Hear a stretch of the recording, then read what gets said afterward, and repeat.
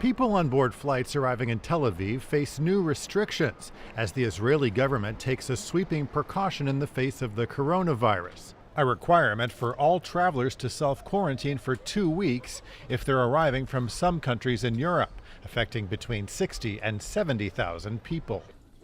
We're demanding that all people who arrive from these countries, Germany, France, Spain, Austria, and Switzerland, the Israelis who return from there, stay in their homes under quarantine for 14 days. The move is an effective ban on tourists from those countries, although visitors are being given extra time to change their plans.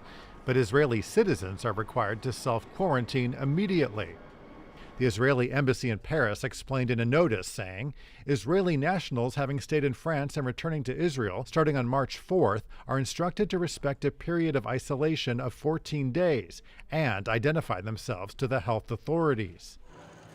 There are already quarantine requirements on those arriving from Italy, considering 8 of Israel's 15 confirmed cases of COVID-19 have been traced there. Restrictions are also in place for those arriving from Asia. At least 3 Israelis with the virus were passengers on the Diamond Princess cruise ship, which was anchored in a Japanese port. A 15-year-old who tested positive for the virus attended a soccer game in Tel Aviv, and thousands of fans who entered through the same stadium gate have been ordered to self-quarantine. But such gatherings have since been banned. The Israeli government has decided to cancel events with more than 5,000 people.